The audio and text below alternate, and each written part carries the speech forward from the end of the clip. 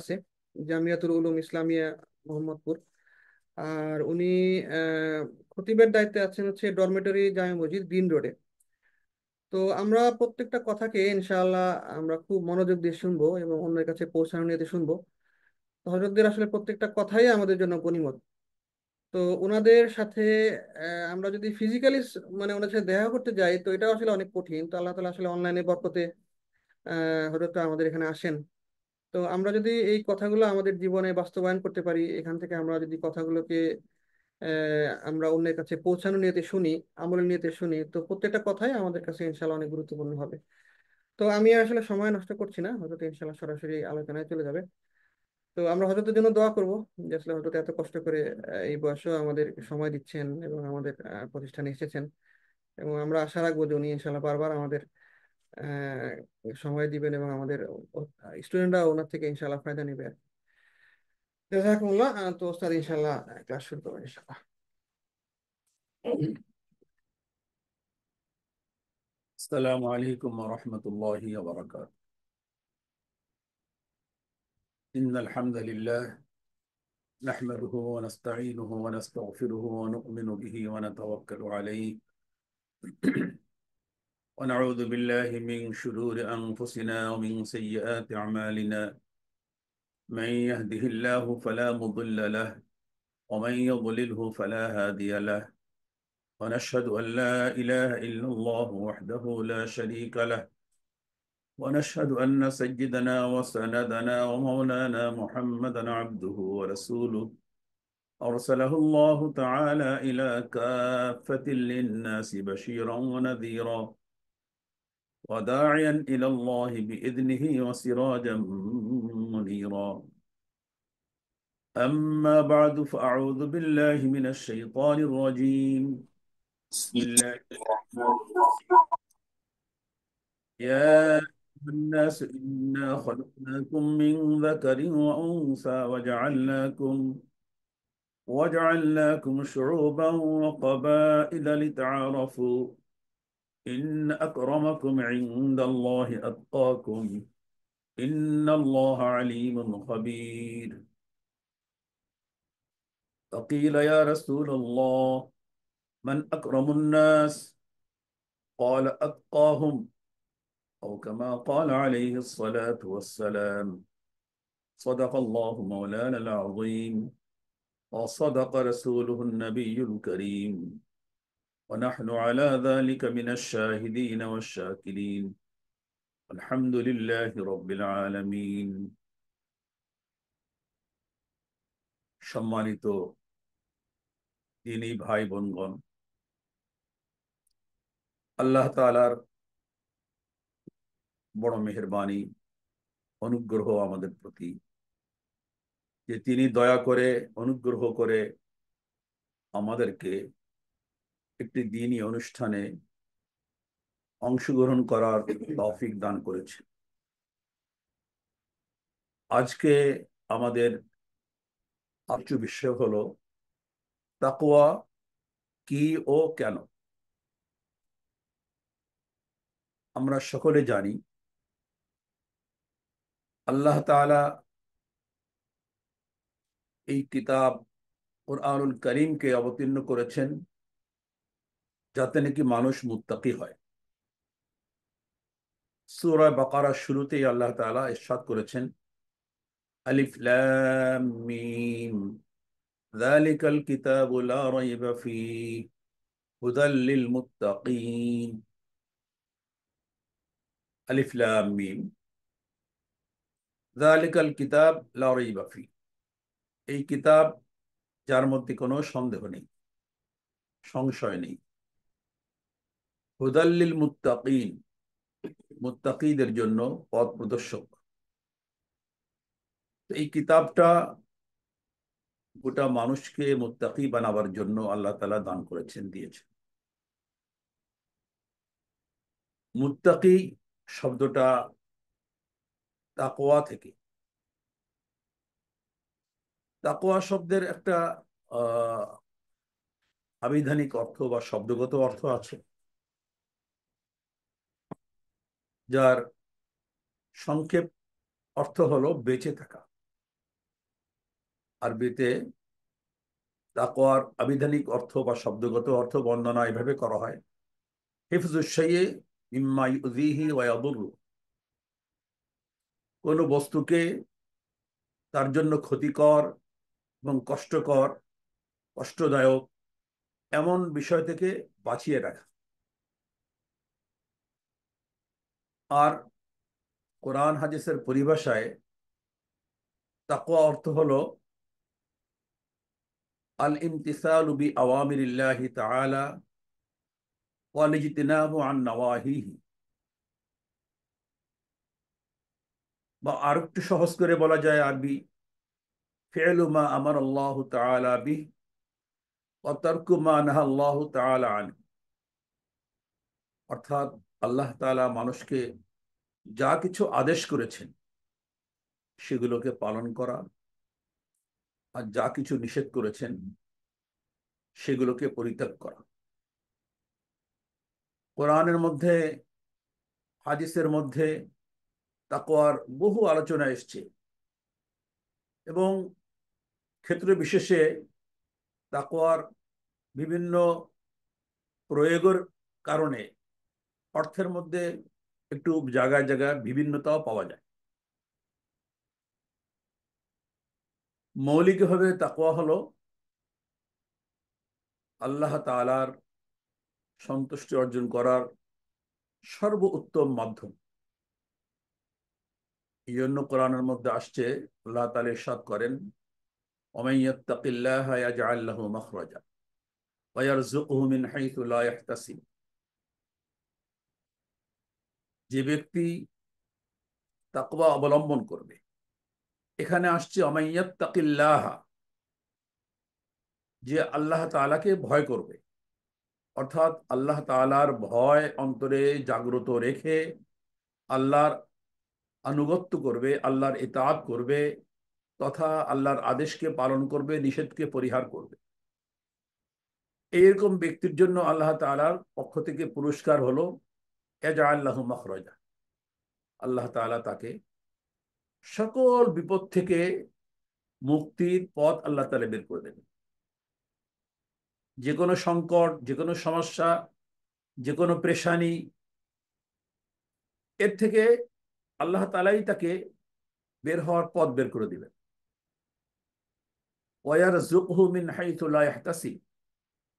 আর আল্লাহ তাআলা তাকে এমনভাবে রিজিক দান করবেন, তার জীবনের প্রয়োজনীয় উপায় উপকরণ দান করবেন, লা ইয়াহতাসিব, যা সে ভাবতেও পারে না। তো তাকওয়া এটা হলো আল্লাহর ভয়। সার অর্থ আল্লাহর ভয় অন্তরে জাগ্রত রাখা, যেই ভয়টা আমাকে আল্লাহর আদেশ পালন করতে এবং আল্লাহর নিষেধকে পরিহার করতে বাধ্য করে, নিষিদ্ধ থেকে নিজেকে বাঁচাতে বাধ্য করে বা উৎসাহিত করে বা সহযোগিতা করে। যার ভিতর তাকওয়া থাকে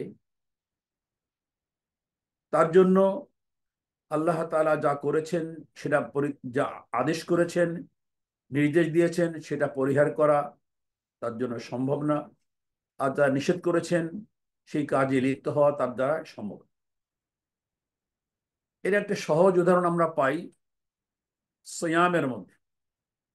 আল্লাহ তাআলা সিয়ামের লক্ষ্য উদ্দেশ্যের বর্ণনা এইভাবে দিয়েছেন, ইয়া আইয়ুহাল্লাযীনা আমানু কুতিবা আলাইকুমুস সিয়াম কামা কুতিবা আলাল্লাযীনা মিন ক্বাবলিকুম লাআল্লাকুম তাত্তাকুন। হে ঈমানদারেরা, তোমাদের উপর সিয়ামকে অবশ্য পালনীয় করে দেওয়া হয়েছে, ফরজ করে দেওয়া হয়েছে, যেমনটি ফরজ করা হয়েছিল তোমাদের পূর্ববর্তীদের উপর। কেন? এই সিয়ামের লাভ কি, ফায়দা কি? লাআল্লাকুম তাত্তাকুন, যাতে করে তোমরা তাকওয়া অর্জন করতে পারো, মুত্তাকি হতে পারো। এর রোজার মধ্যে তাকওয়া অর্জন করার শক্তিটা কি, কারণটা কি?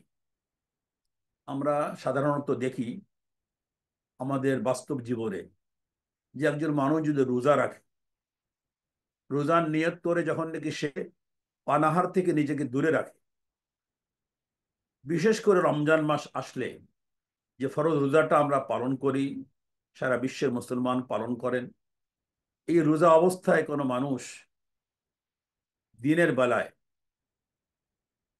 লোকচক্ষুর সামনে তো করেই না, লোকচক্ষুর আড়ালেও কখনোই সে পানাহার করে না।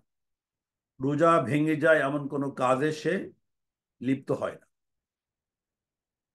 পানি পান করে না, আহার পান করে না, নিষিদ্ধ কাজ যেটা রোজা ভঙ্গের কারণ হয় এগুলো করে না। অথচ তার এমন অনেক সুযোগ আসে যেখানে ইচ্ছে করলে সে কেউ দেখবে না, কেউ জানবে না, সেখানে ইচ্ছে করে ক্ষুধা লেগছে, পাশে লেগেছে, খেয়ে নিতে পারে, পানি পান করতে পারে। জগতের মানুষ, দুনিয়ার মানুষ কেউ দেখবে না, কেউ জানবে না, কিন্তু তারপরও সে কেন করে না? লাআল্লাকুম তাত্তাকুন, যাতে তোমরা আল্লাহকে ভয় করো, তাকওয়া অর্জন করতে পারো। ওই আল্লাহর ভয় তার মধ্যে রোজার মাসটা এত জাগ্রত থাকে, এইরকম জীবন্ত থাকে যে কোনো রোজাদার ব্যক্তি কোনো জায়গায় কোনো অবস্থায় নির্জনেও রোজা ভঙ্গ হয় এমন কোনো সে কারণে সে লিপ্ত হয় না। শুধু যে বয়স্ক, আহ, প্রাপ্তবয়স্ক, বুঝমান নারী পুরুষ বিরত থাকে তাই না। আমরা অনেক সময় দেখি আমাদের ছোট ছোট বাচ্চারা, 8 বছর, 7 বছর, 10 বছরের বাচ্চারা, ছেলেরা মেয়েরা নিজের আগ্রহে রোজা রাখে।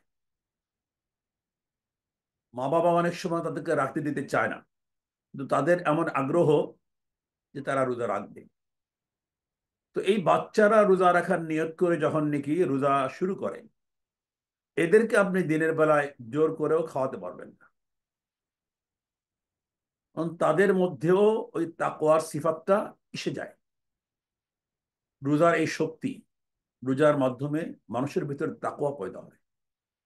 এই যে একটা অবস্থা তার মধ্যে সৃষ্টি হয় যে আমি নির্জনে, ঘরের ভিতরে, আমি বাথরুমের ভিতরে, আমি পানির নিচে, পুকুরে, নদীতে ডুব দিয়ে যে অবস্থায় থাকি না কেন, সর্ব অবস্থায় আমার আল্লাহ আমাকে দেখতেছে।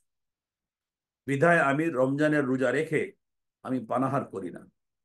ঠিক এই অবস্থাটা আমার জীবনের সর্বক্ষেত্রে যদি আমি লালন করতে পারি, তাহলে আমি সুদ খাবো না, আমি ঘুষ খাবো না, সুদ দিব না, ঘুষ দিব না, দিব না। অনুরূপ ভাবে অন্য অন্য যত শরীয়ত বিরোধী কাজ আছে, কোরআন সুন্নাহ বিরোধী কাজ আছে, গুনহার কাজ আছে, পাপের কাজ আছে, আমি করব না। কারণ প্রত্যেক জায়গায় আমি রমজান মাসে যেমন নাকি পানাহার করি, কেন? আল্লাহ দেখতেছে। আমার অন্তরে বিদ্যমান যে আমার আল্লাহ দেখতেছেন, আমি দেখি না বা না দেখি, আল্লাহ আমাকে দেখতেছেন। তো এই আল্লাহ দেখতেছেন এই ভয়ে আমি রমজানের রোজা রেখে রমজানের রোজা ভেঙে যায় এমন কোনো কাজ করি না। তো ঠিক আমার জীবনের অন্য সময়, রমজান পরবর্তী আরো এই যে 11টা মাস, এই 11 মাসেও যদি আমার নিজেকে আমি এইভাবে প্রস্তুত করতে পারি যে সর্ব অবস্থা আমি আল্লাহকে হাজির নাজির মনে করি, যে আমি যেখানে যে অবস্থায় থাকি আমার আল্লাহ আমাকে দেখে, আমার আল্লাহ আমাকে দেখে। সুতরাং আমি একেবারে নির্জনে গোপনে কারোর সঙ্গে অবৈধ লেনদেন করব, সুদ ঘুষের লেনদেন করব, হ্যাঁ, আমি কোথাও আহ মিথ্যা কথা বলবো, আমি কারোর অর্থ সম্পদ আত্মসাৎ করব, আমি কারোর জীবন নাশ করব, ইত্যাদি ইত্যাদি যত রকমের অপরাধ আছে। যে কোনো অপরাধ করতে গেলেই তখন আমার মনে এটা আসবে যে কেউ না দেখলে, কেউ না জানলেও আল্লাহ তাআলা দেখতেছেন, জানতেছেন। সম্মানিত সুধী, তো বলতেছিলাম তাকওয়া হলো, আহ, বলা হয়ে থাকে আত-তাকওয়া মিলাকুল হাসানাত। তাকওয়া হলো সকল নেকির একটা মূল শক্তি, সকল নেকির মূল শক্তি। যার মধ্যে তাকওয়া যত দৃঢ়, তার নেক আমল করা তত সহজ, গুনাহ থেকে বাঁচা তত সহজ। আর তাকওয়ার উপকারিতা কি? বহু উপকারিতা।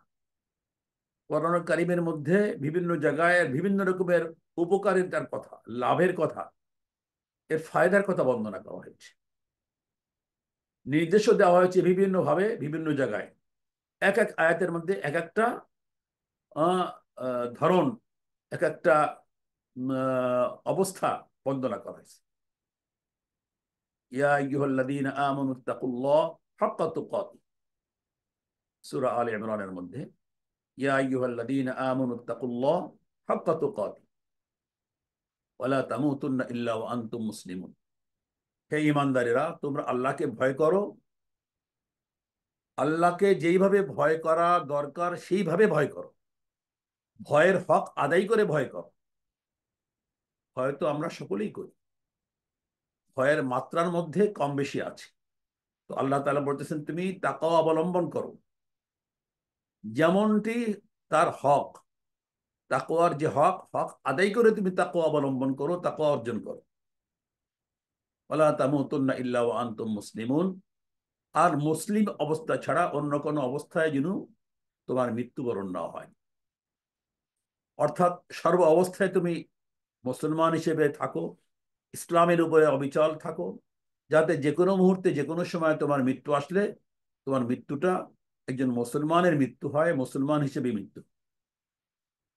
এখানে আল্লাহ তাআলা তাকওয়ার কথা বলে পাশাপাশি বলেছেন তাকওয়াটাই তাকে ইসলামের উপরে দৃঢ় রাখার জন্য, অবিচল রাখার জন্য বড় হাতিয়ার, বড় মাধ্যম। সূরা নিসার শুরুতে আল্লাহ তাআলা ইরশাদ করেন, ইয়া আইয়ুহান নাস ইত্তাকু রাব্বাকুমুল্লাযী খালাকাকুম মিন নাফসিন ওয়াহিদা ওয়া খালাকা মিনহা যাওজাহা ওয়া বাসসা মিনহুমা রিজালান কাসীরান ওয়া নিসাআ ওয়াত্তাকুল্লাহাল্লাযী তাসাআলুনা বিহি ওয়াল আরহাম। এখানে একই আয়াতের মধ্যে দুই জায়গায় তাকওয়ার কথা। ইয়া আইয়ুহান নাস ইত্তাকু রাব্বাকুম, হে দুনিয়ার মানুষ, তোমরা তোমাদের রবকে ভয় করো। আল্লাযী খালাকাকুম মিন নাফসিন ওয়াহিদা, যিনি তোমাদেরকে সৃষ্টি করেছেন একটি সত্তা থেকে, অর্থাৎ এক ব্যক্তি থেকে। হযরতে আদম আলাইহিস সালাতু ওয়াস সালাম প্রথম ব্যক্তি, প্রথম মানব। তার থেকে গোটা দুনিয়ার, গোটা পৃথিবীর সমস্ত মানুষকে তিনি সৃষ্টি করেছেন। প্রথম মা হাওয়া রাদিয়াল্লাহু আনহাকে, পরবর্তীতে তাদের দুজনের মাধ্যমে বিশেষ পদ্ধতিতে আল্লাহ তাআলা আল্লাহর বিধান, রাসূল সাল্লাল্লাহু আলাইহি ওয়াসাল্লামের সুন্নাত তরিকা মোতাবেক মানুষকে আল্লাহ তাআলা সৃষ্টি করেছে। এরপরে একটি আয়াতের মধ্যে আসছে, ইয়া আইয়ুহাল্লাযীনা আমানুত্তাকুল্লাহ ওয়া কুলু কাওলান সাদীদা, হে ঈমানদারেরা, তোমরা আল্লাহকে ভয় করো, ওয়া কুলু কাওলান সাদীদা, আর সব জায়গায় সঠিক কথা বলো। মানুষের ভিতরে যখন আল্লাহর ভয় থাকে না, তখন সে যেমন তেমন করে কথা বলতে পারে, সত্য কথা, মিথ্যা কথা, ধোকার কথা, ফাঁকির কথা, পরকে ঠকানোর কথা, পরকে ধোকা দেওয়ার কথা।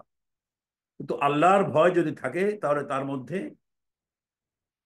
এই ভয়ের কারণে এমন একটা অবস্থা তার ভিতর বিরাজ করবে, সে সঠিক কথা ছাড়া অঠিক কথা সে বলবে না, সত্য কথা ছাড়া অসত্য কথা সে বলবে না। এই জন্য বলছেন, ইয়া আইয়ুহাল্লাযীনা আমানুত্তাকুল্লাহ ওয়া কুলু কাওলান সাদীদা, তুমি আল্লাহকে ভয় করো এবং সঠিক কথা বলো। ফল কি? ইসলিহ লাকুম আমালাকুম ওয়া ইয়াগফির লাকুম যুনুবাকুম, এর ফলে আল্লাহ তোমার আমলকে সহি করে দিবেন, নেক করে দিবেন, অর্থাৎ নেক আমল করার তৌফিক তোমাকে আল্লাহ তাআলা দান করবেন। ওয়া ইয়াগফির লাকুম যুনুবাকুম, আর আল্লাহ তোমাকে তোমার গুনাহ আল্লাহ তাআলা মাফ করে দিবেন। বড় একটা পুরস্কার হলো তাকওয়ার, যে আয়াত আমি তেলাওয়াত করেছি। দুনিয়াতে আমরা সবাই সম্মান চাই, অনেকের এই লেখাপড়া শেখার পিছনে একটা বড় উদ্দেশ্য থাকে, আমি একটা বিশেষ স্তরে যাব, একটা বিশেষ ডিগ্রি লাভ করব, বিশেষ সনদ লাভ করব, যেই স্বীকৃতি, সনদ বা শিক্ষা আমাকে দুনিয়াতে সম্মানিত করবে। আমি একজন বড় ডাক্তার হব, আমি একজন বড় ইঞ্জিনিয়ার হব, আমি একজন বড় শিক্ষিত হব, একজন বড় গবেষক হব, বড় লেখক হব, বড় সাহিত্যিক হব, বড় সাংবাদিক হব। এক একজনের এক এক স্বপ্ন। এই স্বপ্নের মাধ্যমে তার জীবনে সে নিজেকে নিজেকে প্রতিষ্ঠিত করতে চায়, জীবনে প্রতিষ্ঠা লাভ করতে চায়, আর এই প্রতিষ্ঠার মাধ্যমে জাগতিক জীবনে সে সম্মান অর্জন করতে চায়, সম্মানিত হতে চায়। সাধারণত এটা প্রত্যেকের মধ্যেই থাকে, যার যার লাইনে, যার যার চিন্তায় সে নিজেকে সম্মানিত করার জন্য যেটাকে উত্তম মনে করে সেই পথে সে চলতে থাকে। কেউ রাজনীতি করে, কেউ ব্যবসা করে। তো রাজনীতি করে সে চায় আমি রাজনীতি করতে করতে একদিন এই একদিন এমপি হব, একদিন মন্ত্রী হব, ভাগ্যে থাকলে একদিন প্রধানমন্ত্রী হব। এভাবে তার উদ্দেশ্য যে এমপি হওয়াটা বিরাট সম্মানের বিষয়, মন্ত্রী হওয়াটা অনেক বড় মর্যাদার বিষয়, প্রধানমন্ত্রী হতে পারাটা অনেক বড় মর্যাদার বিষয়। এই সম্মান অর্জন করার জন্য মানুষ বিভিন্ন পথ অবলম্বন করে, শিক্ষার পথ, রাজনীতির পথ, ব্যবসার পথ, বিভিন্ন পেশা অবলম্বন করে। কিন্তু এইগুলোর মাধ্যমে প্রকৃত সম্মান কিন্তু পাওয়া যায় না। কারণ এটা আমাদের অভিজ্ঞতা, ইতিহাসের বাস্তবতা, যে পৃথিবীতে বহু রাজনীতিবিদ তার বিশাল উত্থান হয়েছে, আবার বিশাল পতনও হয়েছে। অনেক ব্যবসায়ী তার ব্যবসায় যেমন বিশাল সফলতা আসছে, আবার ব্যবসায় ব্যর্থতাও আসছে। অনেক বড় শিক্ষিত বা ডিগ্রিধারী ব্যক্তি তার শিক্ষা এবং ডিগ্রি তার জীবনে তাকে সম্মান দিতে পারেনি, হয় না, হয়নি। সে চেয়েছে কিন্তু পারেনি। এরকম ব্যর্থ জীবন, ব্যর্থ ও পরিশ্রম, মেধা ব্যয়, চেষ্টা, সামর্থ্য, এগুলো ব্যর্থ হয়েছে অনেক। আল্লাহ তাআলা বলেন তাকওয়া এমন একটা সিফাত, এমন একটা গুণ, যেই গুণের বরকতে আল্লাহ তাআলা ওই তাকওয়া ওয়ালা ব্যক্তিকে সম্মানিত করে। দুনিয়ায় মানুষ বিভিন্ন পথ অবলম্বন করে সম্মান অর্জন করার জন্য, কিন্তু কোনো পথটাই নিশ্চিতভাবে তাকে সম্মান দিতে পারে না, তার সম্মানের জায়গা তাকে পৌঁছাতে পারে না, তার কাঙ্ক্ষিত সম্মান তাকে দিতে পারে না। কিন্তু তাকওয়া যদি সত্যিকারের কোনো ব্যক্তি সত্যিকারের তাকওয়া অবলম্বন করে, তাহলে আল্লাহ তাআলার পক্ষ থেকে ওয়াদা এবং রসুল সাল্লাল্লাহু আলাইহি ওয়াসাল্লামের পক্ষ থেকেও ওয়াদা, সে হবে সবচেয়ে সম্মানী ব্যক্তি। ইয়া আইয়ুহান নাস ইন্না খলাকনাকুম মিন যাকারিন ওয়া উনসা, সূরা হুজুরাত।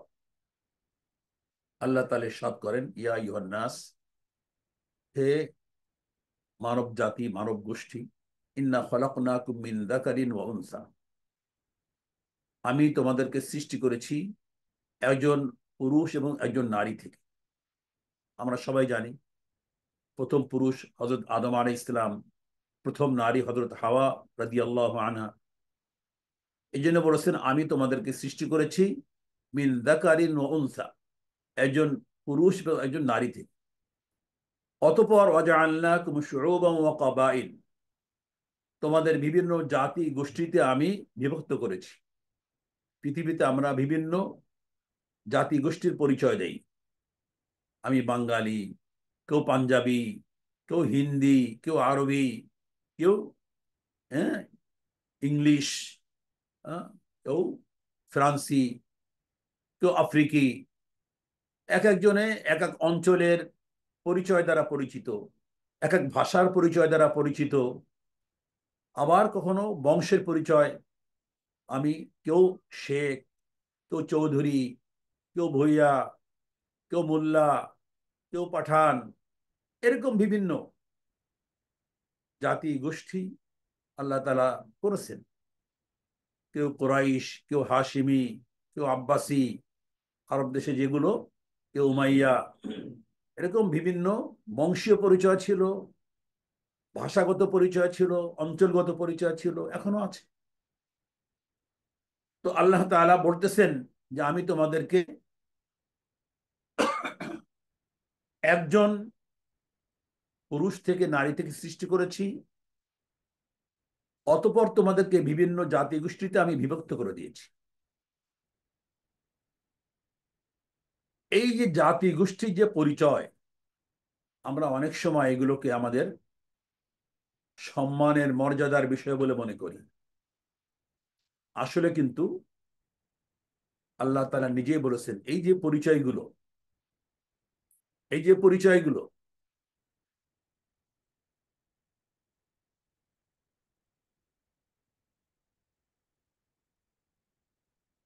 বংশীয় পরিচয়, আঞ্চলিক পরিচয়, ভাষাগত পরিচয়, এর কোনো পরিচয়ই মানুষের মর্যাদা সম্মান নির্ণয় করার জন্য দেওয়া হয়নি। এগুলো কেন? লিতাআরাফু। আল্লাহ নিজেই বলতেছেন, আল্লাহ তাআলা লিতাআরাফু, যাতে তোমরা একে অন্যকে চিনতে পারো, একে অন্যকে চিনতে পারো। এই পরিচয়গুলো না থাকলে এই জাগতিক জীবনে, পার্থিব জীবনে নিজের পরিচয় দেওয়া, অন্যের পরিচয় নেওয়া কঠিন হতো। আমার নাম মাহমুদুল হাসান, আমার বাবার নাম খলিলুর রহমান, আমার বাড়ি খুলনা, আমার দেশ বাংলাদেশ, এই পরিচয় আমাকে মানুষ চেনে। আর একজন, তার নাম আব্দুল্লাহ, বাবার নাম আব্দুর রহিম, তার বাড়ি চিটাগাং, তার দেশ বাংলাদেশ। এই যে পরিচয়, যদি সবার নাম এক হতো, সবার বাবার নাম এক হতো, সবার দেশ এক হতো, সবার গোষ্ঠী এক হতো, তাহলে কেউ কাউকে পরিচয় দেওয়ার জন্য এইগুলো ব্যবহার করতে পারতো না। আল্লাহ তাআলা খুব সহজভাবে আমাদেরকে বুঝিয়েছেন যে কুরাইশি হওয়ার কারণে, হাশিমি হওয়ার কারণে, বনি উমাইয়া হওয়ার কারণে, বনি আব্বাসী হওয়ার কারণে, বা এরকম অন্য কোনো বংশের হওয়ার কারণে, চৌধুরী হওয়ার কারণে, শেখ হওয়ার কারণে তুমি নিজেকে নিয়ে গর্ব করতে পারো না। এটা তোমার গর্বের বিষয় না। কেন? এগুলো আল্লাহ তাআলা দিয়েছেন তোমাদের পারস্পরিক পরিচয় জানা জানির জন্য। আসল সম্মানের মর্যাদার বিষয় কি? ইন্না আকরামাকুম ইনদাল্লাহি আতকাকুম। আল্লাহ তাআলা এই আয়াতের মধ্যেই বলতেছেন, ইয়া আইয়ুহান নাস ইন্না খলাকনাকুম মিন যাকারিন ওয়া উনসা ওয়াজআলনাকুম শুউবান ওয়া ক্বাবাইলা লিতাআরাফু ইন্না আকরামাকুম ইনদাল্লাহি আতকাকুম। তোমাদের মধ্যে সবচেয়ে সম্মানী ওই ব্যক্তি যে তোমাদের মধ্যে সবচেয়ে বেশি তাকওয়ার অধিকারী। যার মধ্যে তাকওয়ার মাত্রা যত বেশি থাকবে, সে তত বেশি আল্লাহ তাআলার কাছে সম্মান। মৌলিকভাবে তাকওয়ার তিনটা স্তর। একদম নিম্ন স্তর হলো ঈমান আনা। ঈমান এনেছে, কোনো নেক আমল যদি নাও করে, তবুও সে প্রাথমিক স্তরের মুত্তাকি। কারণ প্রত্যেক মানুষের উপরে প্রথম ফরজ হলো ঈমান আনা। আল্লাহ তাআলা ইরশাদ করেন, ওয়াল আসর ইন্নাল ইনসানা লাফি খুসর ইল্লাল্লাযীনা আমানু ওয়া আমিলুস সালিহাত। সমস্ত দুনিয়ার মানুষ ক্ষতিগ্রস্ত। কসম করে বলতেছেন, ওয়াল আসর। আসর মানে সময়, কাল, যুগ, সময়ের কসম, কালের কসম। ইন্নাল ইনসানা লাফি খুসর, নিশ্চিতভাবে সমস্ত মানুষ ক্ষতিগ্রস্ত, ক্ষতির মধ্যে আছে, বিপদগ্রস্ত, ক্ষতিগ্রস্ত, ধ্বংসের মুখোমুখি। হ্যাঁ, ওই সকল মানুষ বাদে ইল্লাল্লাযীনা আমানু, যারা ঈমান আনলো। প্রথম শর্ত ঈমান আনলো। ঈমান আনলে সে চূড়ান্তভাবে ক্ষতিগ্রস্ত হবে না, যদিও আমল না থাকে। তো ঈমানে, তাকওয়ার একেবারে নিম্নতম স্তর হলো যে ব্যক্তি ঈমান আনলো সে মুত্তাকি। এই জন্য প্রথমেই আল্লাহ তাআলা যে তাকওয়ার বর্ণনা দিয়েছেন সূরা বাকারার শুরুতে, যে আয়াতটা আমি তিলাওয়াত করলাম, হুদাল লিল মুত্তাকিন আল্লাযীনা ইউমিনুনা বিল গায়ব ওয়া ইউকিমুনাস সালাত ওয়া মিম্মা রাযাকনাহুম ইউনফিকুন। এই কিতাবটা হলো মুত্তাকিদের জন্য পথ প্রদর্শক। মুত্তাকি কারা? আল্লাযীনা ইউমিনুনা বিল গায়ব, যারা ঈমান আনে অদৃশ্য রূপ, অদেখা বস্তুর উপর, অদেখা বিষয়ের উপর। অর্থাৎ আল্লাহর কথার উপর বিশ্বাস রেখে, রাসূল সাল্লাল্লাহু আলাইহি ওয়াসাল্লামের কথার উপর বিশ্বাস রেখে, না দেখা বিষয়ের উপরই বানান। জান্নাত দেখিনি, জাহান্নাম দেখিনি, কবর দেখিনি, কবরে আযাব দেখিনি, পুলসিরাত দেখিনি, হাসর ময়দান দেখিনি, এগুলো না দেখে আমরা সব বিশ্বাস করি। যেহেতু আল্লাহ তাআলা বলেছেন কোরআনুল কারীমের মধ্যে, রাসূল সাল্লাল্লাহু আলাইহি ওয়াসাল্লাম ইরশাদ করেছেন তার হাদিস সমূহের মধ্যে, তো আল্লাযীনা ইউমিনুনা বিল গায়ব, মুত্তাকির প্রথম সিফাত হলো যে গায়েবের পরে না দেখা বিষয়ের উপরে ঈমান আনে, বিশ্বাস স্থাপন করে, ইয়াকিন স্থাপন করে। হ্যাঁ, তার অন্য সিফাত হলো ওয়ায়ুকিমুনাস সালাত ওয়া মিম্মা রাযাকনাহুম ইউনফিকুন, সালাত কায়েম করে আর আমি তাকে যা দিয়েছি তা থেকে ব্যয় করে, যাকাত দেয়, দান খয়রাত করে, জ্ঞান বুদ্ধি বিচক্ষণতা দিয়েছি আমি, সেগুলো দ্বারা মানুষকে উপকার করে। এসব দান আল্লাহর দেওয়া।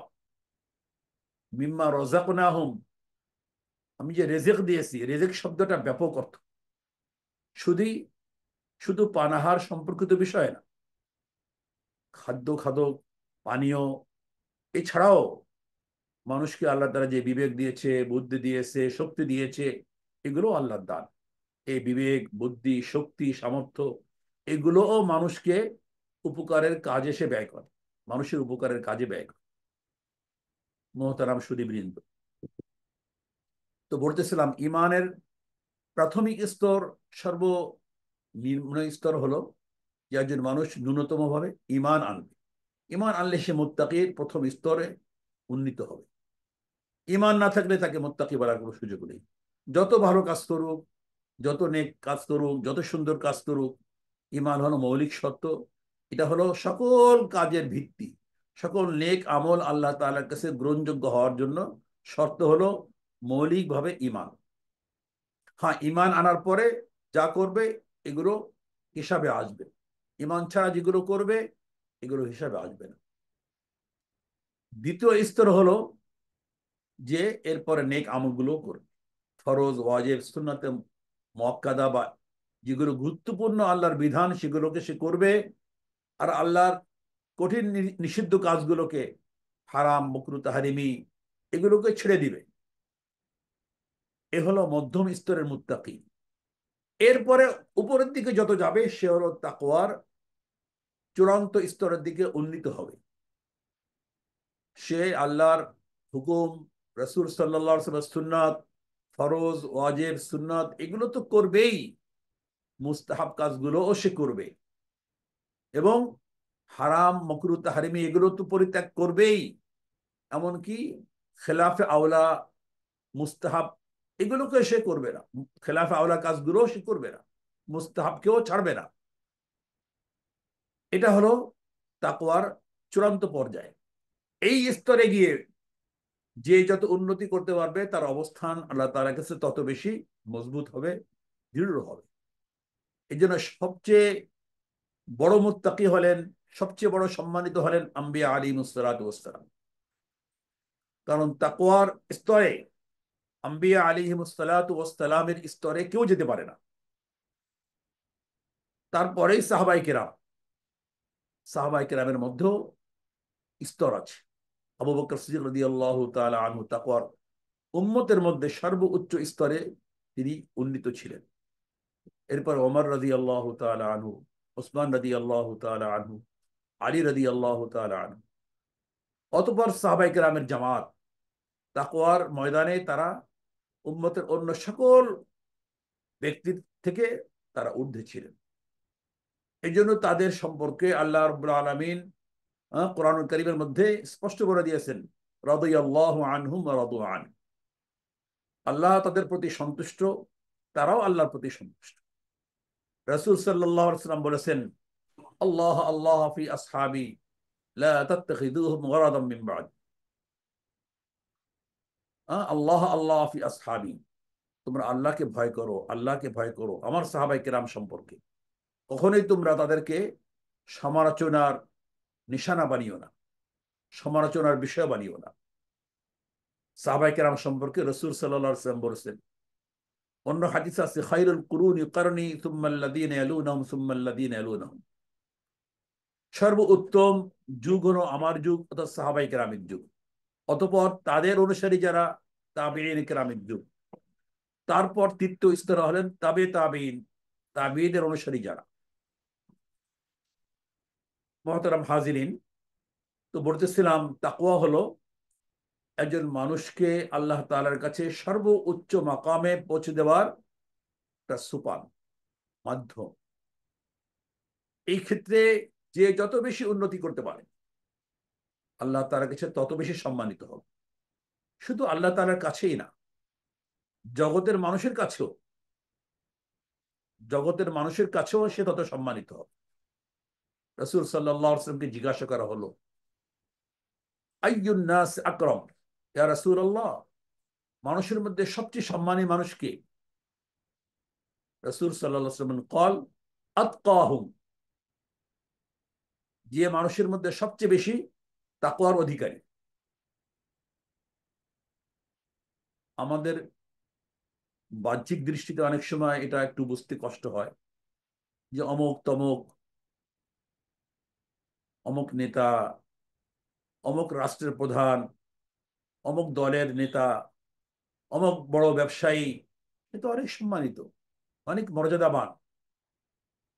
তো আসলে এই মর্যাদা, এই সম্মান তার জন্য কতক্ষণের জন্য?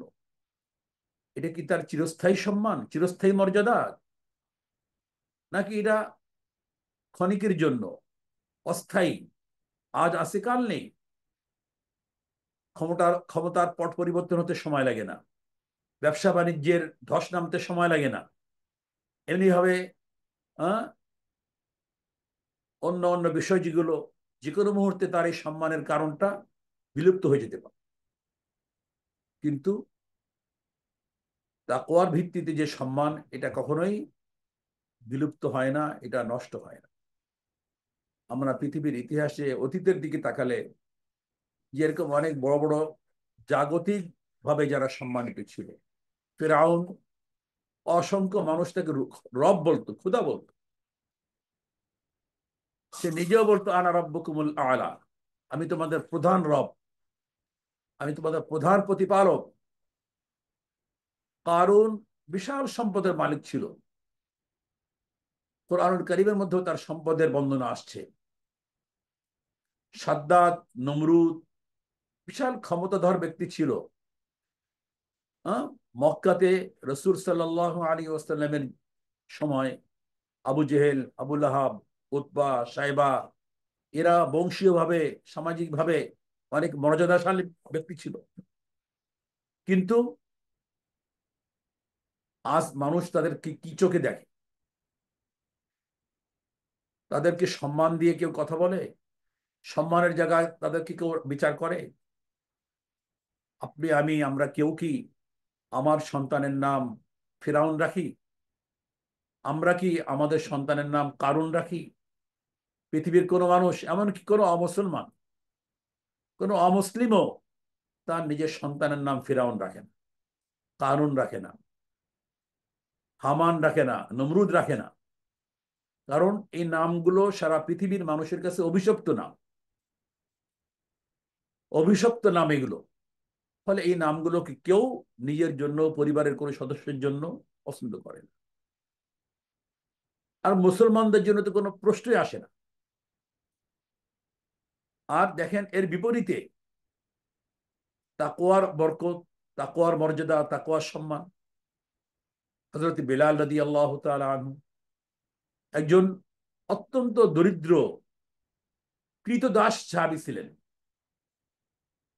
কৃতদাস, একজন কাফেরের দাস ছিলেন তিনি। কিন্তু তার মধ্যে কি ছিল? ঈমান ছিল, তাকওয়া ছিল। তাকওয়ার আহ, উঁচু স্তরের তাকওয়া তার মধ্যে ছিল, যে কারণে আল্লাহর ভয় এমন একটা মাত্রায় ছিল, এত জুলুম, নির্যাতন, অত্যাচারের পরেও তাকে দিয়ে, তার জবান দিয়ে, তার মুখ দিয়ে আল্লাহর বিরুদ্ধে, আল্লাহ রসুলের বিরুদ্ধে কোনো কথা কেউ বের করতে পারে। তাকে বলতো তুমি আল্লাহকে অস্বীকার করো, তুমি মোহাম্মদকে অস্বীকার করো, তার মালিক, তার মনিব বলতো তোমাকে এক্ষুনি মুক্ত করে দেব, আজাদ করে দেব, স্বাধীন করে দিব। উনি ওই অবস্থা বলতেন আহাদ আহাদ আহাদ, আমি আল্লাহকে এক বলে স্বীকার করি, আমি আল্লাহকে এক স্বীকার বলে স্বীকার করি, আমি আল্লাহকে এক বলে স্বীকার। নিজের ইমানি শক্তি এত, তাকওয়া এত বেশি ছিল যে চরম নির্যাতনের সময়,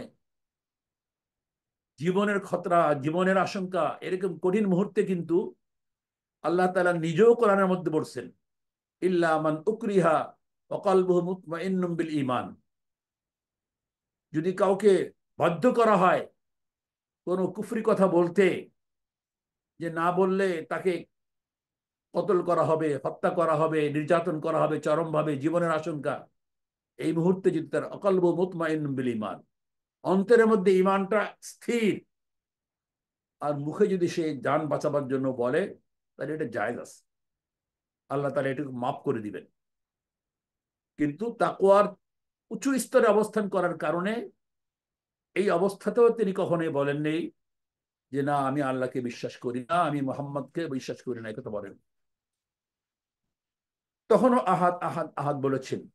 ফলে তার সম্মান এত বেড়েছে যে আজ সারা দুনিয়ার মানুষ, মুসলমান বিশেষ করে, তাকে সম্মান করে। তার নামটা যখন উচ্চারণ করা হয়, সাথে রাদিয়াল্লাহু আনহু বলে। বাদশাহ, সম্রাট, ধনী, শিক্ষিত, অনেক বড় বড় যারা মুসলমানদের মধ্যে, যারা জাগতিক লাইনে অনেক অনেক সম্মানের অধিকারী, তারাও যখন মুসলমান বিলাল রাদিয়াল্লাহু তাআলা আনহুর নামটা বলে, তো রাদিয়াল্লাহু আনহু বলে। সোহায়েব রাদিয়াল্লাহু তাআলা আনহু বলে, খাব্বাব রাদিয়াল্লাহু তাআলা আনহু বলে।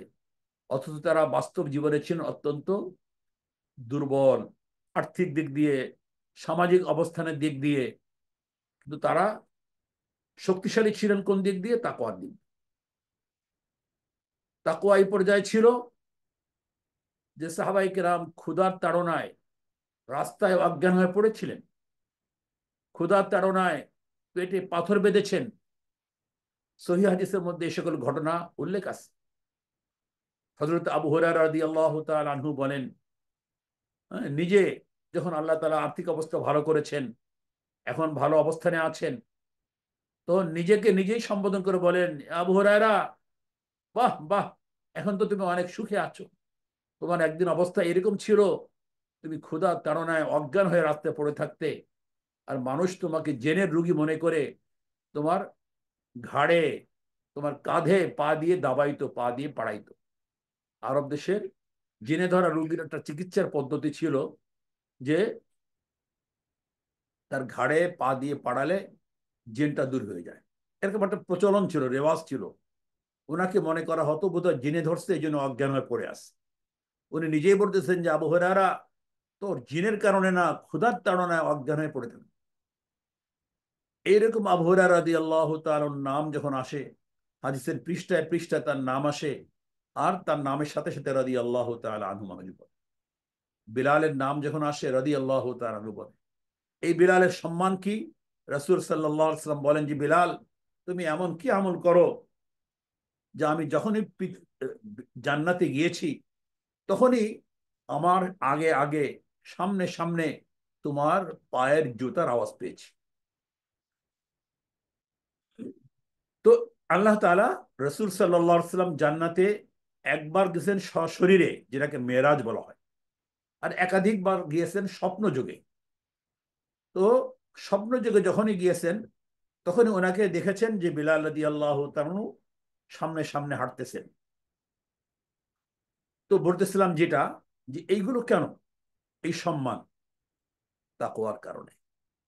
সুতরাং আমরা যদি তাকওয়া অবলম্বন করতে পারি, ইন্না আকরামাকুম ইনদাল্লাহি আতকাকুম, তো আল্লাহ তাআলা আমাদেরকে তাকওয়ার বদৌলতে আমাদেরকে সম্মান দিবেন, স্থায়ী সম্মান।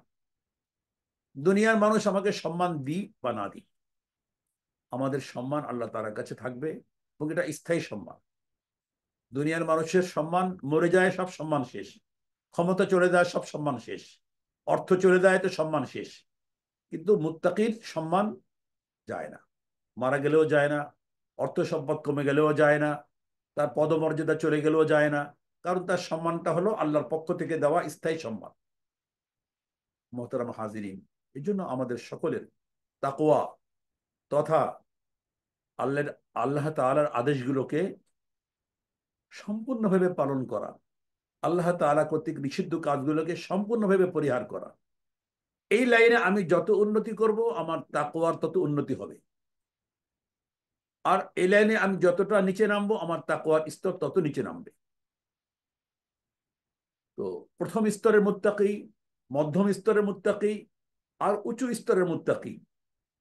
উঁচু স্তরের মুত্তাকির জন্যই হলো আতকা, কবির জন্য আতকা সর্বাপেক্ষা সম্মানী, যে সর্বাপেক্ষা বড় মুত্তাকি।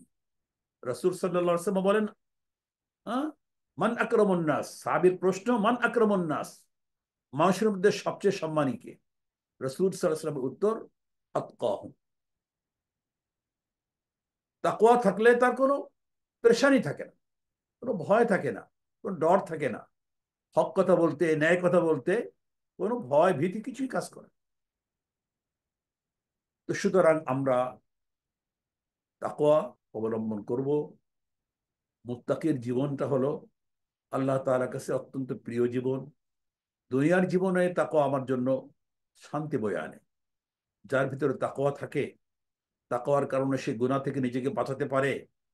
গুনাহ থেকে নিজেকে বাঁচিয়ে রাখা, এটা যে অন্তরের ইতমিনানের জন্য, প্রশান্তির জন্য কতটা উপকারী একটা কাজ, এটা যে এই তাকওয়াকে অবলম্বন করেছে তারাই অনুভব করতে পারে। আমরা আপনারা এটা করতে দেখতে পারেন। পরীক্ষামূলকভাবে অবলম্বন করে দেখি। নিয়মিত 5 ওয়াক্ত নামাজ পড়ি, যত রকমের অশ্লীল কাজ আছে, গর্হিত কাজ আছে, পাপের কাজ আছে পরিত্যাগ করি। আর যেগুলো আমার জন্য করণীয় আছে আমি এগুলো করি, করে দেখি, দেখবেন আমার ভিতরে একজন মুসলমান নিয়মিত নামাজ পড়েন। 1 মাস 40 দিন নামাজ পড়ি, কোরআন তেলাওয়াত করি, সকাল সন্ধ্যা কিছু তাসবিহ তাহলিল করি। হ্যাঁ, অর্থবিত্ত যেগুলো আছে এগুলোকে আমি যথাযথ জায়গায়, ভালো জায়গায়, নেক আমলে, নেক কাজে ব্যয় করি। সন্তানদেরকে তাকওয়ার পথে ওঠানোর চেষ্টা করি, পরিবার পরিজনকে তাকওয়ার শিক্ষা দিতে চেষ্টা করি, সমাজটাকে তাকওয়ার উপরে প্রতিষ্ঠিত করার জন্য চেষ্টা করি। দেখবেন, অনুভব করব আমরা যে আমার ভিতরে একটা প্রশান্তি আসছে, আমার ভিতরে একটা শান্তি অনুভব করছি আমি। আর তাকওয়ার ক্ষেত্রে আমি যত নিচে থাকব ততই আমি খুব অল্পতেই বিচলিত হব, অস্থির হব, পেরেশান হব। হ্যাঁ, দুনিয়ার মানুষের যা হয়, অল্প একটুতেই দুনিয়ার মানুষ পেরেশান হয়ে পড়ে।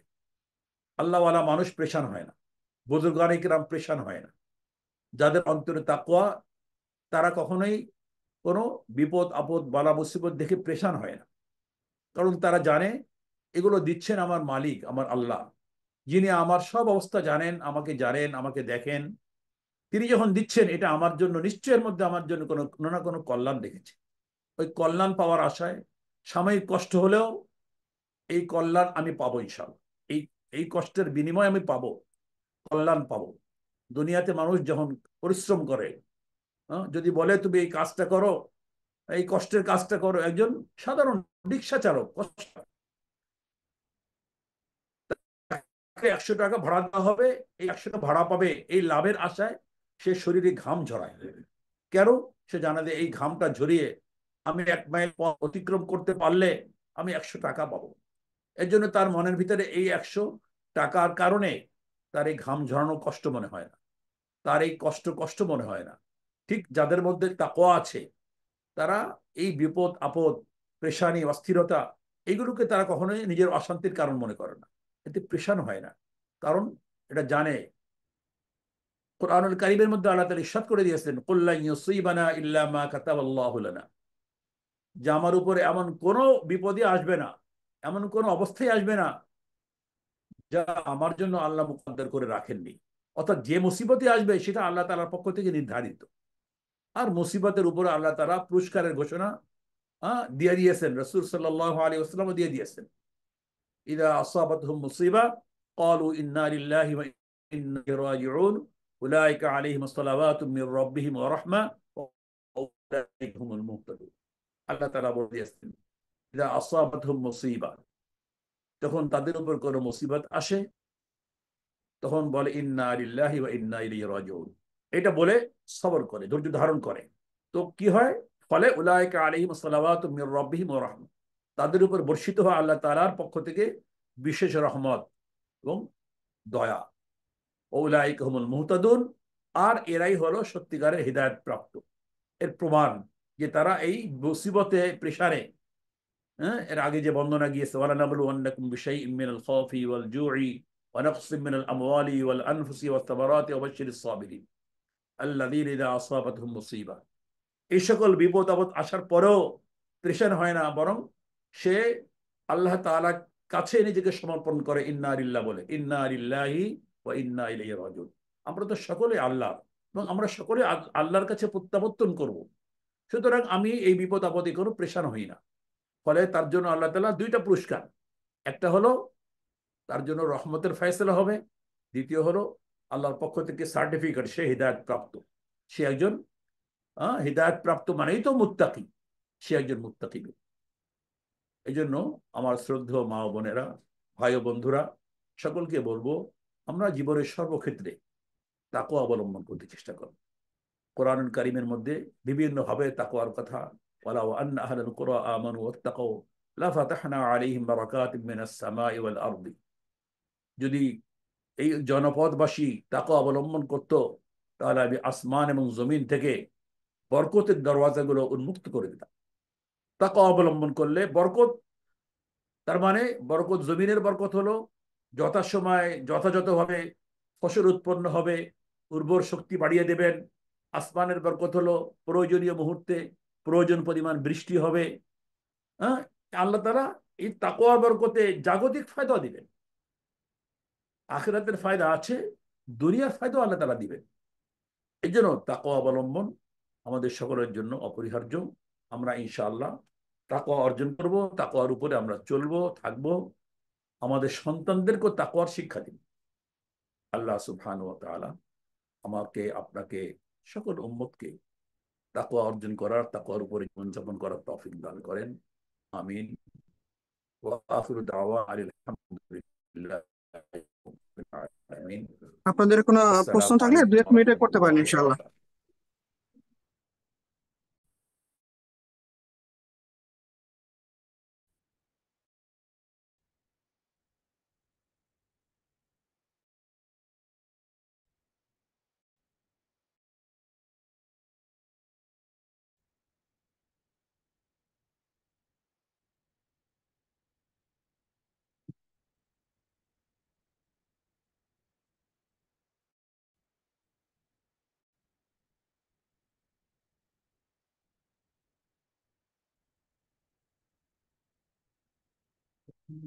বারাকাতুহু।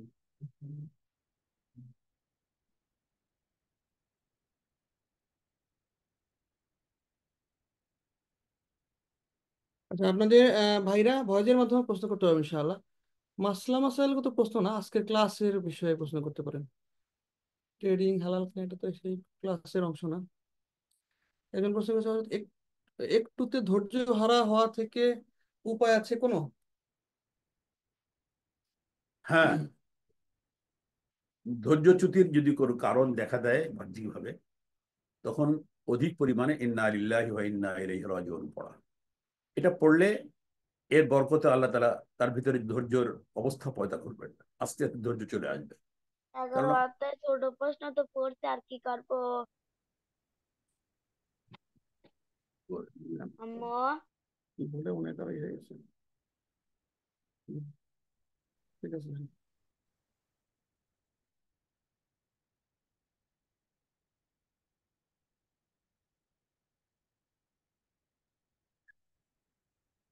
আরেকজন প্রশ্ন করছে যে ইলম অর্জনের উপর অটুট থাকার জন্য কি কি পন্থা অবলম্বন করা যেতে পারে?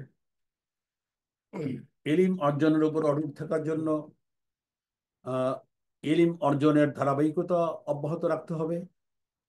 কোনো আলিমের সঙ্গে সম্পর্ক স্থাপন করে যোগাযোগটা চালু রাখতে হবে। তার পরামর্শক্রমে আপনার জন্য উপযুক্ত এলিম অর্জন করার যে মাধ্যমগুলো আছে সেগুলো অবলম্বন করতে হবে। তাই অর্জন করার আহ, পথ অবলম্বন। নারীদের ঘরে অবস্থানই কি উচ্চ পর্যায়ের তাকওয়া, নাকি প্রয়োজনের বাইরেও যাওয়া যাবে? মারিয়াম মারিয়াম আলাইহিস সালাম হচ্ছে রিজিক অন্বেষণের জন্য ঘরেই অবস্থান করে, তবে এটা কি সর্বোচ্চ তাকওয়া না?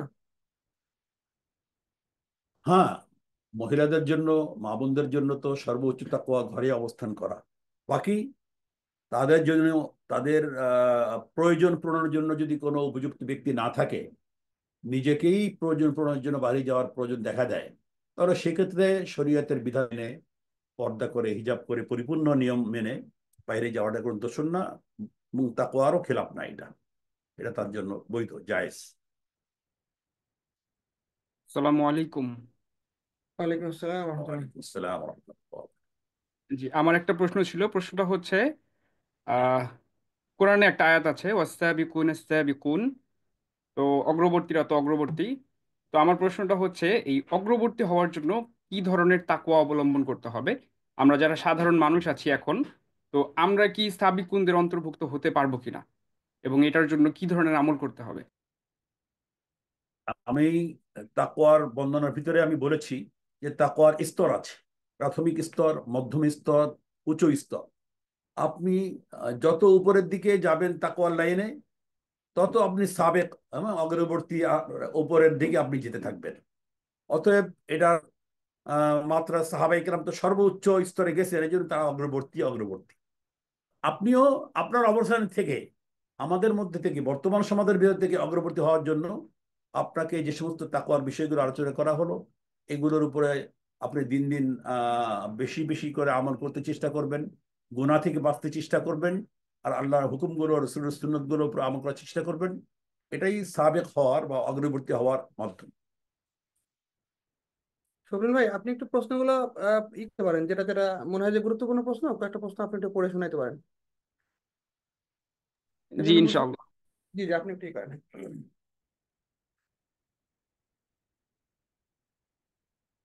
একজন প্রশ্ন করেছেন, বাবা যদি নামাজ না পড়েন সেক্ষেত্রে কিভাবে তাকওয়া অর্জন করতে পারি? মাঝে মাঝে রাগ করে ফেলি, এতে কি করা যেতে পারে? না, রাগ তো করা যাবে না। অবিল ওয়ালিদাইনি ইহসানা, এমনকি মা বাবা অমুসলমান হলেও সন্তান তার উপরে রাগ করে, ধমক দিয়ে বা কড়া কথা বলে শাসন করতে পারবেন না। হ্যাঁ, তার সর্বোচ্চ চেষ্টা থাকবে আন্তরিকতার সাথে পিতা মাতাকে বুঝিয়ে দিনের উপরে, নামাজের উপরে বা শরীয়তের বিধান পালন করার উপরে আনার চেষ্টা করতে থাকা, ধৈর্য সহকারে। ধৈর্যচ্যুতও হওয়া যাবে না, থেমেও যাওয়া যাবে না, আবার রাগান্বিত হয়ে কোনো কড়া বা কঠিন ভাষা ব্যবহার করা যাবে না। এটা সন্তানের জন্য কর্তব্য। হয়ে গেলে মাপ চেয়ে নিবে, কখনো অজান্তে অনিচ্ছা হয়ে গেলে পরবর্তীতে ক্ষমা চেয়ে নিবে, বাবা, মা, মা, ক্ষমা করে দিন, আমি এইভাবে বলে ফেলেছি। তাকওয়া অবলম্বন করার জন্য কোন কোন কিতাব বা কোনো আহ, বিশেষ কোনো কিতাব পড়া যেতে পারে কিনা? উম,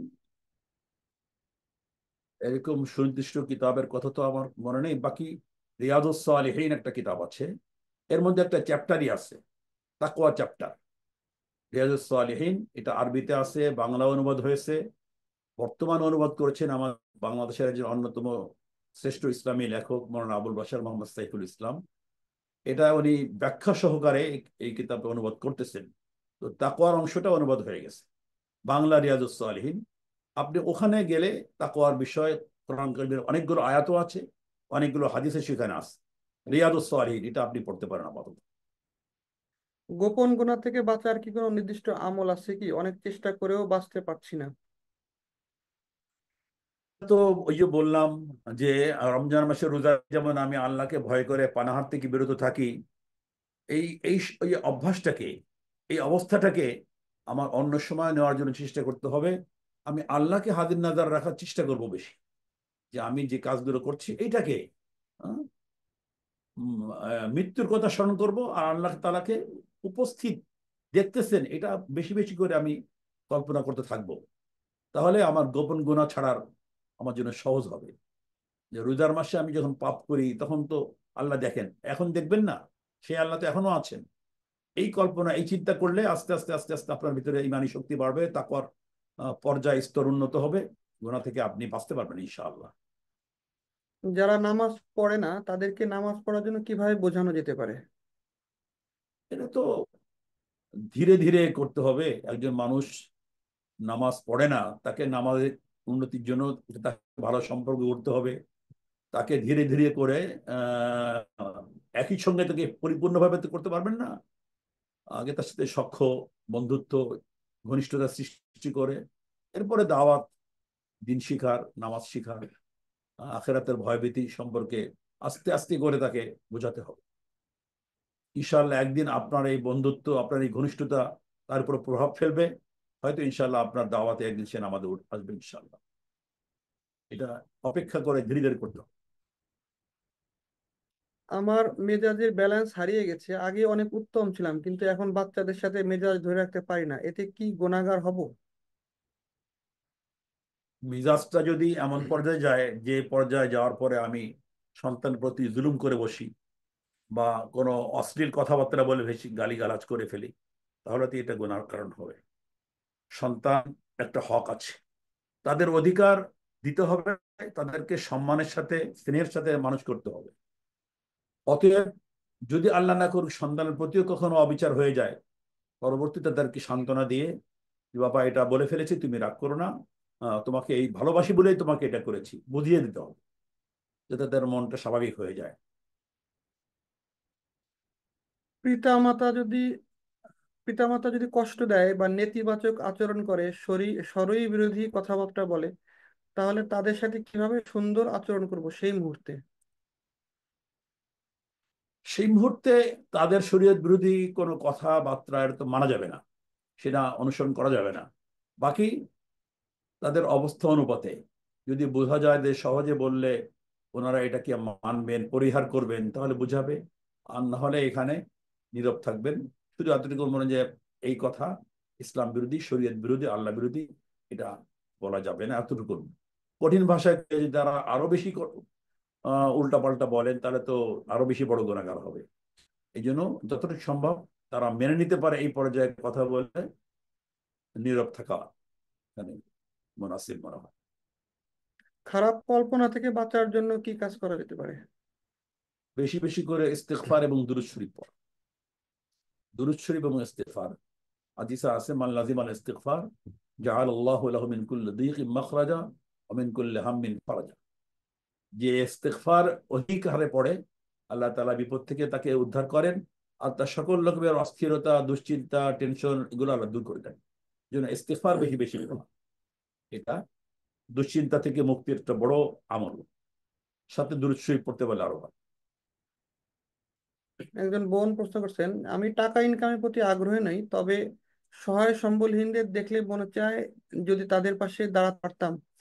এই বিষয়টা আমাকে টাকা রোজগার করার তাগিদ দেয় কোথাও না কোথাও। এক্ষেত্রে আমার কি করণীয়? সম্পূর্ণভাবে শরীয়ত মেনে যদি আপনার জন্য অর্থ উপার্জন করার কোনো সুযোগ থাকে, সম্পূর্ণ শরীয়ত মেনে, যেহেতু এই দান করা, সহযোগিতা করা আপনার যখন অর্থ নেই নিজস্ব, আপনার জন্য এটা জরুরি না, কোনো ফরজ আমলও না, আপনার জন্য এটা সুন্নত আমলও না। তবে আপনার আগ্রহ যেহেতু আছে, যদি ঘরে বসে বা এমন ভাবে যেখানে পর্দার খেলাফ হবে না, শরীয়ত বিধি কোনো কাজ হবে না, এরকম কোনো ব্যবস্থা অবলম্বন করে, কারণ এত উম্মাহাতুল মুমিনদের মধ্যে অনেকে ছিলেন হাতের কাজ করে উপার্জন করতেন। এরকম কোন বৈধ পথে আপনি উপার্জন করে, অর্থ উপার্জন করে আপনার এই তামান্না, আপনার এই মনের ইচ্ছা পূর্ণ করতে পারেন। একজন বোন প্রশ্ন করছে, জেনারেল দিক থেকে অনার্স করেছি, এর মধ্যে আল্লাহ আমাকে হেদায়েত দিয়েছেন। ইসলামিক কোর্স গুলা করছি, মানে আমাদের এখানে পড়ছে। জেনারেল পড়াটা আমার জন্য কঠিন হয়ে যাচ্ছে, আর আমি এই দিকে কিছু করতে চাচ্ছি না জেনারেল পড়ার দিকে। আমি কি জেনারেল পড়া ছেড়ে দিতে পারবো কিনা, এই বিষয়ে পরামর্শ। ছেড়ে দিলে যদি আপনার জন্য কোনো কোনো বড় রকমের ক্ষতির আশঙ্কা না থাকে, জাগতিক লাইনে কোনো রকম আশঙ্কা না থাকে, অনেক সময় দেখা যায় মা বাবা এটা মেনে নেয় না, বা বিবাহ শাদী হলে স্বামী মেনে নেয় না, এটা নিয়ে চরম অশান্তি হয়। এরকম যদি কোনো বড় রকমের অশান্তির কোনো কারণ না থাকে, তাহলে ছেড়ে দেওয়াটাই বেটার। আপনি উন্নতি করতে থাকেন। এখন আপনাদের মতো মহাজনও আছে, অন্য মহিলাদের এটা দায়িত্ব।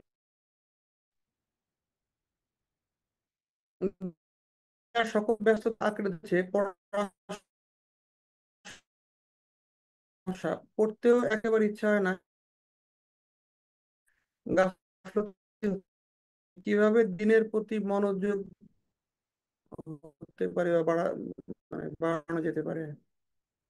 আসলে ইবাদতের প্রতি মনোযোগ এটা এমন একটা বিষয়, এটা ইবাদত করতে থাকতে হবে, আর নিজেকে ঝুঁকাতে থাকতে পারা যাবে না। ভালো লাগুক না লাগুক, কষ্ট হোক আর আরাম লাগুক, করতে থাকতে হবে। পাশাপাশি কোনো আল্লাহওয়ালার সঙ্গে সম্পর্ক গড়ে, কোনো ভালো নেককার বুজুর্গ ওর সাথে সম্পর্ক গড়ে তার কাছে আসা যাওয়ার অভ্যাস করতে হবে। তাহলে তার ওসিলায়, তার মাধ্যমে ইনশাআল্লাহ আপনার ভিতরে আস্তে আস্তে ওই ইবাদতের স্বাদ আপনি পাবেন, ওনার সোহবতের বরকতে, আল্লাহ ওয়ালাদের সোহবতের বরকতে ইনশাআল্লাহ। ওস্তাদ, যোগ্যতা থাকা সত্ত্বেও চাকরি করছি না বা আমার কোনো ইনকাম সোর্স নেই, বোন প্রশ্ন করছে আর কি, এটা নিয়ে হাজবেন্ডের বাবা মা ইঙ্গিতে কথা শোনান, তারা নিজেরা চাকরিজীবী, এক্ষেত্রে ধৈর্য ধারণ করার জন্য আমাকে কিছু নসিহত করলে ভালো হয়। সবর করবেন, সবর করবেন, বেশি বেশি করে ইস্তেগফার পড়বেন, দুরূদ শরীফ পড়বেন, হ্যাঁ, সকালে সন্ধ্যায় তাসবিহ তাহলিল করবেন। আর সান্ত্বনা নিজেকে দেবেন যে আমি তো কোনো অন্যায় করছি না, আমি একটা অন্যায় থেকে নিজেকে বাঁচিয়ে রাখতেছি। এতে দু চার কথা যদি আমাকে শুনতে হয় আমি শুনবো, তবু আমি শরীয়তের উপরেই থাকবো। ইনশাআল্লাহ আপনার আস্তে আস্তে ইস্তেগফার, দুরূদ, এই আমলের বরকতে নিজের ভিতরে সবর ধৈর্য বাড়বে। আর হতে পারে ইনশাআল্লাহ এর ওসিলায় তাদের মনের ভিতরে পরিবর্তন আসবে। আর একটা প্রশ্ন নিয়ে আমরা শেষ করে দেবো ইনশাআল্লাহ। চক্ষু হেফাজতের কোনো নির্দিষ্ট আমল আছে কিনা, আর মোবাইল আসক্তি থেকে বের হওয়ার যদি কিছু আমল বলতেন আর কি। এর ক্ষতির দিকগুলোকে সামনে আনতে হবে। যে চক্ষু ইবাদত যদি না করি তাহলে এর কি ক্ষতি। প্রত্যেকটা জিনিসের যে ইতিবাচক আর নেতিবাচক, নেতিবাচক দিকগুলো যখন সামনে আসবে তখন ওইটাকে ধরার একটা, চক্ষু হিফাজত না করার কারণে মানুষ অহরহ পাপের ভিতরে ডুবতে থাকে। হাদিসেও আসছে আল আইনু জানিয়া, যে মানুষের চোখও জিনা লিপ্ত হয়। তো এই জন্য আল্লাহর রসুলের এই হাদিসকে সামনে রেখে, আর এর কারণে বড় রকমের গুনাহ হয়, এটাকে চিন্তা করে যথাসম্ভব চেষ্টা করতে হবে যখনই চোখ চলে যায় নামিয়ে নিব, আবার অজান্তে চলে গেলে আবার নামিয়ে নেব, করতে করতে দেখা যায় একসময় ইনশাআল্লাহ আল্লাহ তাআলা ইবাদত করবেন।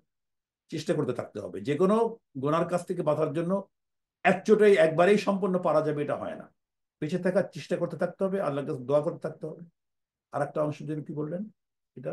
এই মোবাইলের আসক্তি থেকে হ্যাঁ, কিভাবে? মোবাইলের আসক্তি থেকে, এটাও তো এটাই, এটা নিজের ইবাদতের পরিমাণ, তিলাওয়াত, তাসবিহ, তাহলিল, এইগুলো রুটিন করে নেবেন। হ্যাঁ, তাহলে এগুলো যদি রুটিন ঠিক করে নেন তাহলে দেখা যাবে আস্তে আস্তে মোবাইলের ব্যবহারটা কমে যাবে। তো আমার একজন মুসলমান হিসেবে আমার পাঁচ ওয়াক্ত নামাজ, নামাজের আগে পরে অন্যান্য ওয়াজিফা, এবং সকাল সন্ধ্যা কোরআনুল কারীমের কিছু সূরা, নির্দিষ্ট কিছু সূরা, কিছু আয়াত, হ্যাঁ, এবং কিছু তাসবিহ তাহলিল, এইগুলো কোনো আল্লাহ ওয়ালার সঙ্গে সম্পর্ক করে কিছু সবক নিয়ে নেবেন, ওইগুলো করবেন। আস্তে আস্তে আস্তে আস্তে ইনশাআল্লাহ মোবাইলের আসক্তিটা কমে যাবে ইনশাআল্লাহ। আরেকটা প্রশ্ন নেই, এটা হচ্ছে যে আমি একজন বোন, একটা গার্লস কলেজে প্রফেসর, কিন্তু মানসিক ভাবে কোনো শান্তি পাচ্ছি না, ছেড়ে দিব তাও পারছি না। বোরকা হিজাব নিকাব পরি কিন্তু পর্দা মেনটেন প্রশান্তি পাচ্ছি না। সহশিক্ষা নেই কিন্তু সহকর্ম সংস্থান আছে। পরিবার মোটামুটি সচ্ছল, 30+ বয়স। সবাই বলে শিক্ষিত, পর্দা করে তো মেয়েরা কাজ করতে পারে, কিন্তু আমি শান্তি পাচ্ছি না, ছেড়ে যেতেও পারছি না, এখন কি করা যায়? এই সকল বিষয়গুলো আসলে নিজের উপর অনেকটা নির্ভর করে। নিজে যদি হিম্মত কুলায়, ইমানে কুলায়, শক্তিতে কুলায় যে আমি এগুলো ছেড়ে দেবো, ছাড়ার পরে যে কোনো পরিস্থিতি আসুক আমি এগুলো মেনে নিতে পারবো, ধৈর্য ধরে নিতে পারবো, তাহলে বাস ছেড়ে দিব। আল্লাহর উপর ভরসা করে, আমার আর্থিক সংকট নেই, আমার কোনো সমস্যা নেই, আমি এগুলো কেন করব? কারণ সহ শিক্ষা না থাকলেও সহকর্ম যদি থাকে, সেখানেও তো গুনার কোনো অনেক সম্ভাবনা আছে, গুনাহ হয়ে যাওয়ার আশঙ্কা থাকে। এই জন্য সর্বোচ্চ চেষ্টা নিজের উপরে নিজে আস্থা রেখে করতে হবে। আমি বলে দিলাম যে ছেড়ে দেন, আল্লাহ না করুক পরের দিন একটা কোনো সমস্যা হলো, আর আপনি তখন নিজেকে আর ফেরাতে পারবেন না। এই জন্য নিজের ভিতরে আস্থা সৃষ্টি করে এরপরে আপনি ছেড়ে দেন, এর আগে ছাড়বেন। ঠিক একটা আছে প্রশ্ন ছিল। ইনশাআল্লাহ। জি জি জি, হ্যাঁ হ্যাঁ। জি, একটা প্রশ্ন ছিল উস্তাদ, অনেক চেষ্টার পরও বিয়ে হচ্ছে না, এক্ষেত্রে কিভাবে সবর করতে পারি, একটু নাসিহা দিলে উপকৃত হতাম। এটা আসলে অনেকেরই প্রশ্ন। এ তো হাদিসের মধ্যে আসছে, আল্লাহ ইস্তাতি ফাআলে বিসসাওম, যে বিবাহ শাদী করার মতো পরিস্থিতি তা হচ্ছে না, যে কোনো কারণে হোক, তাহলে সে নফল রোজা রাখবে বেশি করে। নফল রোজা তো নেকি পাওয়া যাবে। আর বিবাহ করতে না পারার কারণে যদি কোনো পেরেশানি থাকে, বরকতে রাসূল হাদিস যেহেতু এটা ইনশাআল্লাহ তার ভিতরে একটা মানবিক শক্তি আসবে, মানসিক অশান্তি কেটে যাবে ইনশাআল্লাহ। এই জন্য আহ, দুদিন নফল রোজা রাখলেন, আইয়ামে বীজের রোজা, চাঁদের মাসে 13, 14, 15 তারিখ একটু বেশি, ইনশাআল্লাহ এর দ্বারা আপনার মনের ভিতরে ওই যে অস্থিরতাটা, কষ্টটা কেটে যাবে। তো ঠিক আছে ইনশাআল্লাহ। অনেক রাত হয়ে গেছে। ইনশাআল্লাহ হজরত আমাদেরকে মাঝে মাঝে এরকম সোহবত দিবেন ইনশাআল্লাহ। আপনারা হজরতের জন্য দোয়া করবেন, আমরাও দোয়া করি। জি, আমি সকলের কাছে দোয়া চাই, আমি আপনাদের জন্য দোয়া করি। আসসালামু আলাইকুম রহমতুল্লাহ বারাকাতুহু। ওয়ালাইকুম আসসালাম।